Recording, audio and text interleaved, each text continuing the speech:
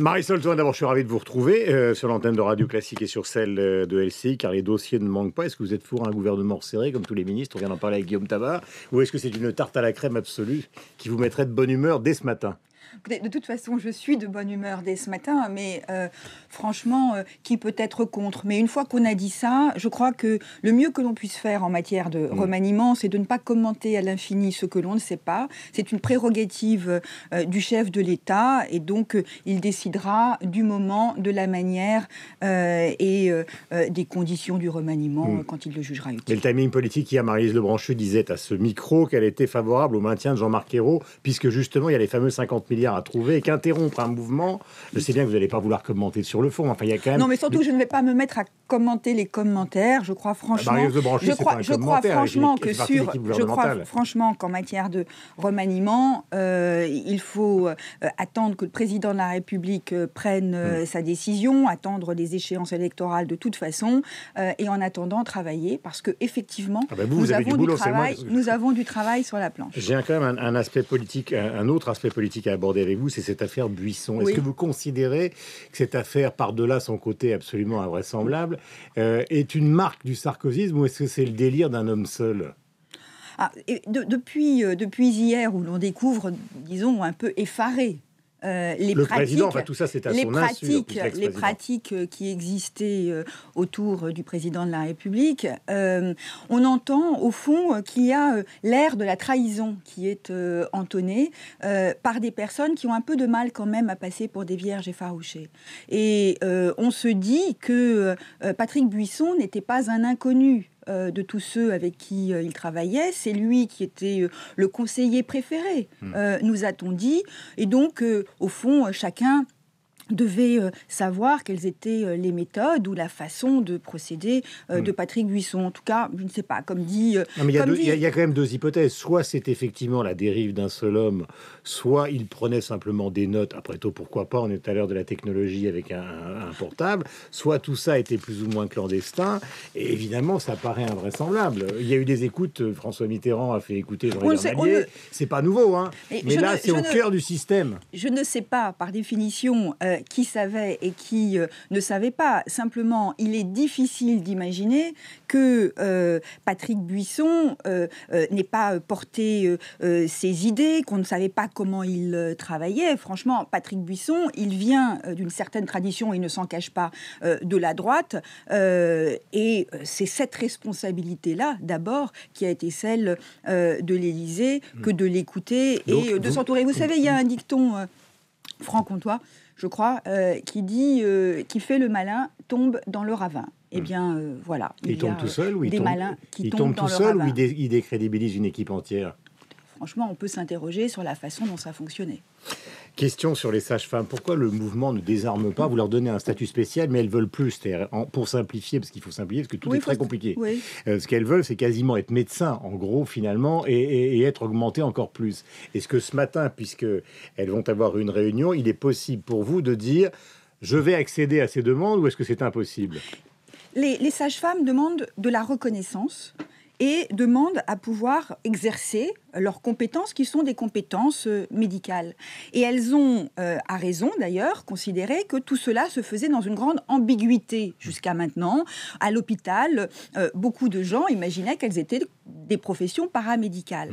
En créant un statut médical de sage-femme de l'hôpital, je leur permets d'accéder à des responsabilités nouvelles. Et je dis aux sages-femmes, cette responsabilité qui vous est proposée désormais, elle ne l'a jamais été dans le passé. C'est donc une avancée extrêmement spectaculaire.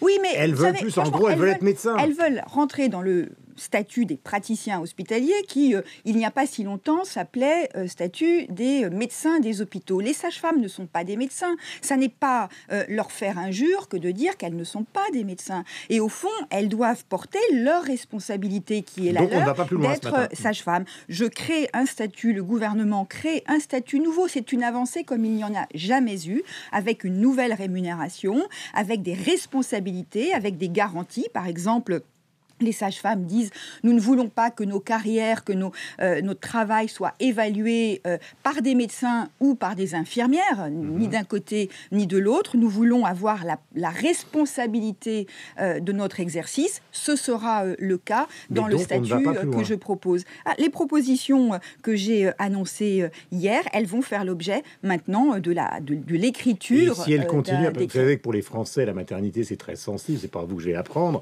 comme ministre de la Santé. Mais si elles continuent à paralyser le fonctionnement justement des maternités... Mais elles n'ont pas paralysé d'ailleurs le fonctionnement des maternités et je crois que les Français ne le comprendraient pas. Donc moi je ne rentre pas dans ce débat-là ce matin. Je fais quand même, je veux croire que les sages-femmes vont s'engouffrer dans les perspectives qui leur sont proposées et qui sont extrêmement fortes. Donc vous demandez ce matin l'arrêt du mouvement. Derrière le statut, ou avec le statut plutôt, il y a toute une série de mesures assez concrètes qui, pour elles, représentent de nouvelles avancées, à la fois financières et puis, encore une fois, en termes d'exercice, de modalité d'exercice. Vous demandez l'arrêt de mouvement. Je souhaite que les sages-femmes nous accompagnent pleinement dans ce qui est proposé et je souhaite qu'elles arrêtent leur mouvement, bien sûr. Et si ça n'est pas le cas ? Écoutez, moi, je ne travaille pas avec des si, donc je suis d'un naturel positif. Je le disais, aujourd'hui, vous avez une journée chargée, parce que les sages-femmes, donc, et puis les médecins, donc ce soir. Alors là, c'est la question fondamentale dans le contexte gigantesque du trou de la sécurité sociale et du déficit de l'assurance maladie, de savoir ce qu'on fait, en gros, pour essayer de remettre ça dans un contexte. Sur les dépassements d'honoraires et l'idée qu'il pourrait y avoir un non-remboursement des dépassements excessifs, c'est un peu la réunion qui va avoir lieu ce soir. Vous leur dites quoi à ces médecins qui considèrent que ça ne concerne en gros pour plus de 150% de dépassement que 6 000 d'entre eux sur 112 000 ? Il y a des discussions différentes qui ont lieu. Ce qui va se passer aujourd'hui, c'est la mise en place, le début de discussion pour mettre en place un cadre qui permette aux complémentaires santé, pas à la sécurité sociale, aux complémentaires santé, d'encadrer la manière dont eux procèdent ou dont elles procèdent à des remboursements complémentaires. Est-ce que, par exemple, lorsque vous allez voir un médecin, la sécurité sociale, elle vous rembourse sur une certaine base et puis il y a un complément qui vient de votre complémentaire. Absolument. Et vous avez des complémentaires qui sont plus généreuses, disons, que d'autres. Et les complémentaires trop généreuses finissent par entretenir des niveaux d'honoraires, mais éventuellement de prix de lunettes ou d'autres choses trop élevés. Et donc, la question est de savoir comment on peut mais vous arrêtez encadrer... là-bas où Il faut justement que ça fasse l'objet de discussions. Je crois que les complémentaires santé doivent s'engager dans une démarche de responsabilité. C'est le sens des dispositions que j'ai fait adopter. Je souhaite donc que nous arrivions à un cadre qui permette, disons, d'éviter plafonnement à 50%. La course. On plafonne à 50%. Moi, je ne vais pas vous afficher un chiffre. Je sais que vous receviez ce matin Étienne Cagnard qui, lui, est pour que l'on aille au niveau le plus bas possible. Et sur cette logique-là, je ne peux qu'être d'accord avec lui. Il faudra trouver un point de rencontre, disons, qui soit raisonnable et responsable. Alors, disons 50. Écoutez, moi, la concertation, elle s'ouvre. Oui, j'ai remarqué, mais la concertation commence. Je veux vous rappeler que nous avons signé, il y a maintenant 1 an et demi, un accord pour encadrer les dépassements d'honoraires. Cet accord, il dit quoi ? Parce qu'il n'est pas totalement indifférent. Et il est respecté. Il dit quoi ? Il dit, au-delà de 150%, c'est-à-dire si le tarif qui est pratiqué est supérieur de 150%, on est sur des tarifs qui sont abusifs. Et donc, nous devons faire en sorte que ces tarifs diminuent à travers des procédures qui sont engagées et qui donnent des résultats. Et puis, on considère au fond que ce qui est raisonnable, c'est de ne pas aller au-delà de 100. Et on propose à ce moment-là aux médecins qui acceptent de limiter leurs tarifs à ce niveau-là de permettre à leurs patients d'être mieux remboursés. On voit bien qu'autour de 100%, si on considère que c'est raisonnable, il y a des discussions à avoir. Est-ce que vous considérez qu'il risque ce soir de claquer la porte en disant, parce que c'est le point de vue de beaucoup de syndicats de médecins, c'est la fin de la médecine libérale.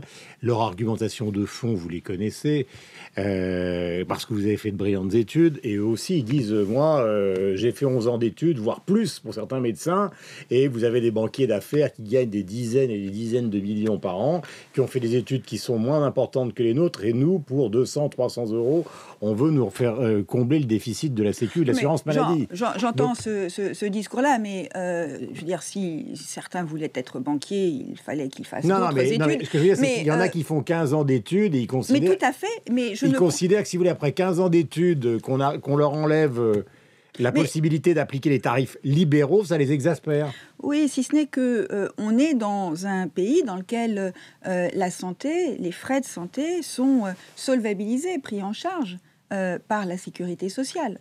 Et donc, il y a la mise en commun, une solidarité qui permet de rémunérer les professionnels de santé. Et donc, au nom de l'intérêt général, il apparaît normal que des règles soient fixées. Et d'ailleurs, l'écrasante majorité des médecins, je veux le dire, l'écrasante majorité des médecins acceptent ce principe d'une régulation et ne se retrouve pas dans les excès de quelques-uns. Donc, mais ce n'est pas forcément des excès si c'est l'aristocratie de la médecine.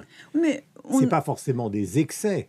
Oui, encore, enfin, je veux dire... Il y a peut-être des médecins qui pratiquent des tarifs excessifs, on en est d'accord, mais il y a peut-être des gens qui considèrent, qui sont, je sais pas, les grands professeurs, qui ont une sorte de droit moral à ne rentrons pas dans ces... Parce que le droit moral, on ne sait pas toujours qui est juge. Je ne suis pas leur porte-parole, j'essaie de réfléchir avec vous. Franchement, il y a d'ailleurs des tarifs différenciés. Aujourd'hui, il ne faut pas croire que les tarifs sont les mêmes pour l'ensemble des professionnels. Un professeur, comme vous dites, un professeur dans un hôpital, dans un grand hôpital, lorsqu'il fait une consultation qui est une consultation très spécialisée pour laquelle sa compétence est reconnue et permet une consultation remboursée à un niveau beaucoup plus élevé que le médecin du quotidien. Je suis convaincue. Est-ce que vous n'êtes pas la tueuse de la médecine libérale, qui vont vous dire ça? Alors pour les plus excessifs d'entre eux, évidemment, c'est vrai que c'est compliqué parce que vous avez à la fois...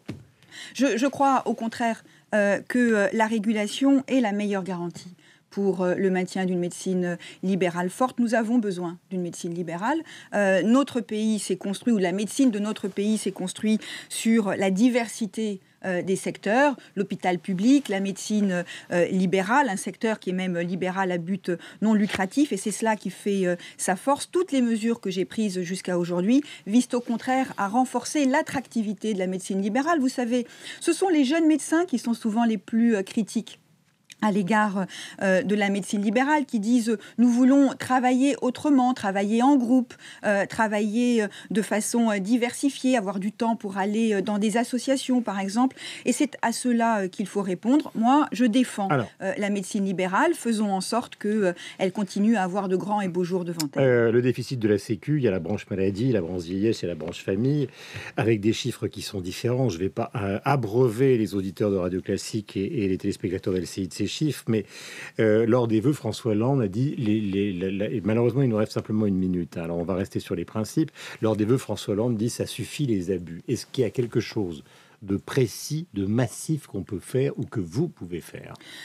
Les abus ou les excès, ce sont par exemple les tentations en France plus qu'ailleurs de recourir à de nombreux médicaments. On consomme trop de médicaments dans notre pays, c'est un excès.